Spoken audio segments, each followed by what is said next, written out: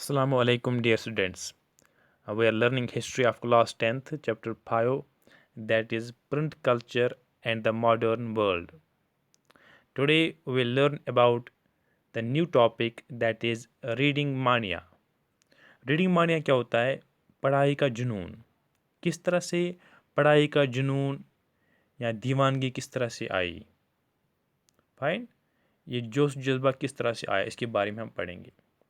17th और 18th century में हम देखते हैं कि लिटरेसी रेट जो है, जो ख़्वानदगी की शरह है, वो बढ़ जाती है. ज़्यादातर हिस्सों में, जो यूरोप के मुख्तलिफ़ हिस्से हैं, वहाँ पर लिटरेसी रेट बढ़ जाती है.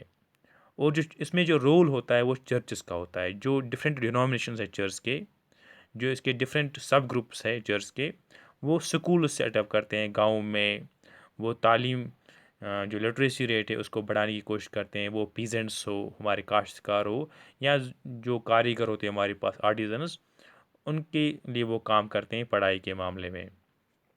इस तरह से हम देखते हैं कि जो 18th सेंचुरी के एंड में कुछ हिस्सों की जो यूरोप के हिस्से थे, वहाँ लिटरेसी रेट बढ़ गई थी 60% to 80%. ये इस तरह से शरह बढ़ गई थी लिटरेसी रेट की.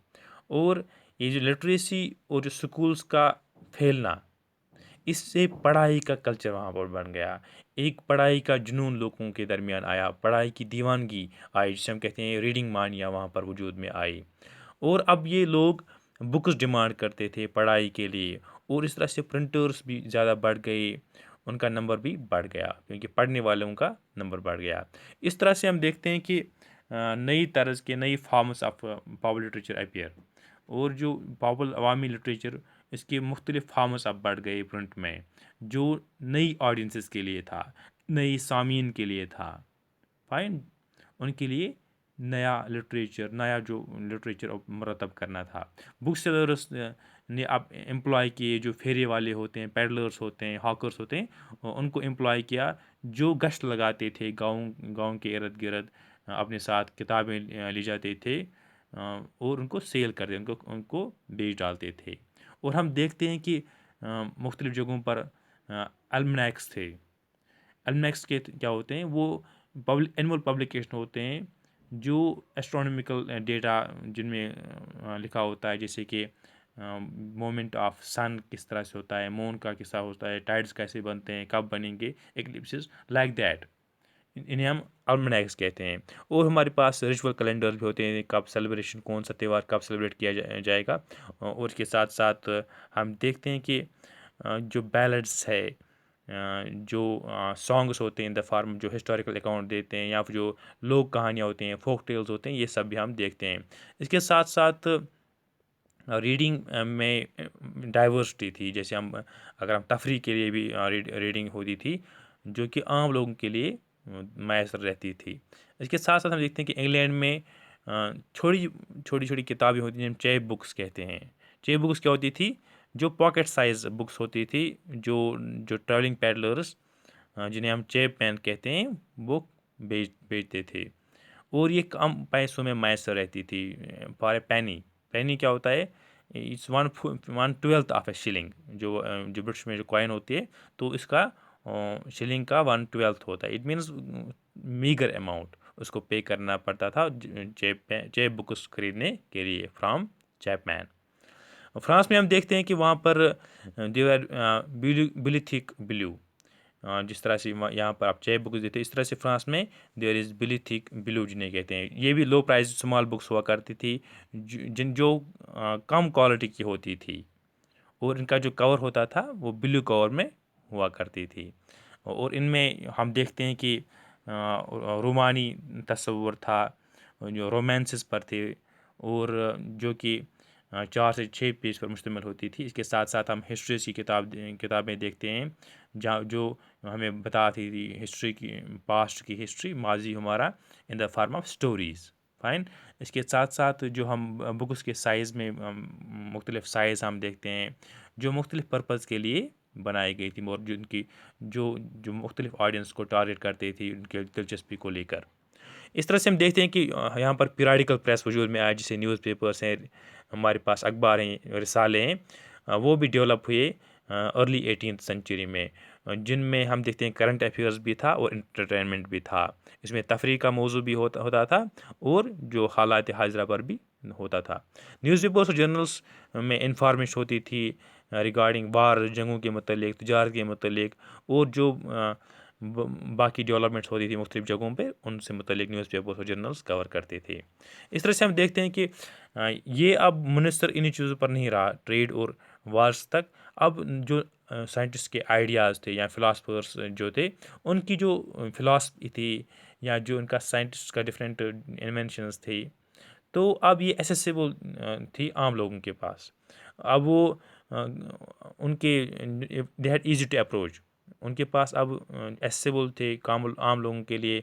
साइंटिस्ट क्या कहते हैं, फिलासफर्स क्या कहते हैं। इस तरह से हम देखते हैं जो एंशिएंट और मिडिवल साइंटिफिक टेक्स्ट्स थे, इनको कंपाइल किया गया, इनको मुरतब किया गया और पब्लिश किया गया। मैप्स के साथ, साइंटिफिक डायग्राम्स के साथ इनको वाफिर मिकदार में पब्लिश किया गया, प्रिंट किया गया। और जैसे साइंटिस्ट जो इज़ाक न्यूटन थे, उनकी डिस्कवरीज पब्लिश हुई, और ये जो साइंटिफिक माइंडेड रीडर्स थे वहाँ उन तक पहुँच गई।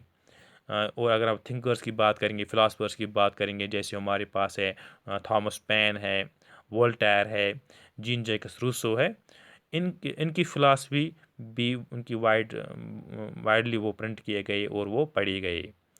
और इस तरह से हम देखते हैं कि साइंस, रीज़न, रैशनैलिटी, इन मौज़ूआत पर एक अवामी लिटरेचर मुरतब हुआ। फाइन। इसको मेंशन किया गया है इस स्टोरी को कि 18th सेंचुरी में कैसा होता था।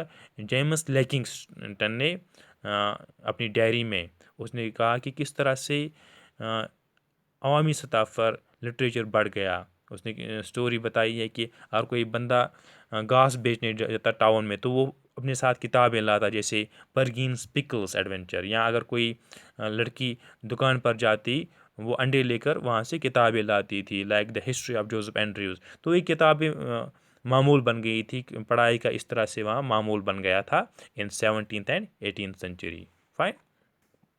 तो ये इसका असर क्या रहा, इसके असर को जो रीडिंग मानिया का जो असर है, इसको मेंशन किया है by quote by great intellectual Louis Sebastien Mercier. इसने कहा है, tremble therefore tyrants of the world. कांपो, या आपको कांपना चाहिए, जो जालिम हुक्मरान है उनको कांपना चाहिए, क्योंकि प्रिंट आया है, क्योंकि बुक्स हमारे पास अब है। इसमें वाक़ा क्या हुआ, जो मिड 18th सेंचुरी में यहाँ पर आम लोगों का ये यकीन बढ़ गया था कि बुक्स जो है इससे तरक्की हो जाएगी, इसमें रोशन ख्याली बढ़ जाएगी। और जो ये बिलीव किया जाता था, जो जो बुक्स है वो दुनिया को तब्दील करके रखेंगी, ये सोसाइटीज़ को लिबरेट करेंगे। और जो शख्सी सल्तनत है, डिस्पोटिज़म है या जुल्म है, जो ज़ालिमाना हुकूमत होती है, ये इन बुक्स की वजह से ये ज़ालिम हुकूमत है, डिस्पोटिज़म, इसको रिप्लेस करेगा। हमारे पास जो रीज़न है, इंटेलेक्ट है, यही हुकूमत करेगा। इट मीन्स कि जो डिस्पोटिज़म था, शख्सी सल्तनत थी या टायरनी थी, वो ख़त्म हो जाएगी और रीज़न और इंटेलेक्ट और हुकूमत करेगा दुनिया पे। और लुइस सेबेस्टियन मर्सियर, जो कि एक नॉवलिस्ट थे 18th सेंचुरी फ्रांस के, उनने कहा कि प्रिंटिंग प्रेस जो है ये सबसे ताकतवर इंजन है डेवलपमेंट का, प्रोग्रेस का। और जो पब्लिक ओपिनियन जो फिर मुरतब होता है, ये फोर्स है जो डिस्पोटिज्म को ख़त्म करेगा। इट मीन्स उसने प्रिंटिंग प्रेस को करार दिया ये इंजन ऑफ प्रोग्रेस है, एंड ये इसी से प्रोग्रेस हो जाएगी प्रिंटिंग प्रेस के ज़रिए से। और जो अवामी राय जो जो कायम होती है, ये डिस्पोटिज्म को ख़त्म करेगा, ये शख्सी सल्तनत को ख़त्म करेगा। इस तरह से उसने अपनी नावल्स में, जो उसने मुख्तलिफ नावल लिखी है, कि उसमें जो हीरोज़ होते थे, वो हम देखते हैं कि उनमें पढ़ाई का कल्चर था। वो हीरोज़ वो बेतहाशा पढ़ने वाले थे। वो उसने उन कैरेक्टर्स को ऐसे डेवलप किया। फाइन। इस तरह से वो they are enlightened in the process, क्योंकि वो पढ़ते हैं तो वो रोशन ख्याली उनमें आती है, वो बेहतर से बेहतर बनते हैं। और इस तरह से हम देखते हैं कि जो पावर ऑफ फ्रंट है, ये इनलाइटनमेंट, रोशन ख्याली लाता है और डिस्ट्रॉय करता है जो बुनियाद थी डिस्पोटिज्म की। मर्सियर ने इसीलिए ये कहा कि tremble therefore tyrants of the world, आपको कांपना चाहिए, आपको लरजना चाहिए जो जालिम हुक्मरान है दुनिया में, क्योंकि tremble before the virtual writer. जो ये वर्चुअल राइटर जिसे आप नहीं देख पाते हैं, तो इससे आपको डरना चाहिए। So that's how Mercier saw this print and this reading culture, this reading mania. So that's all for today. Thank you very much.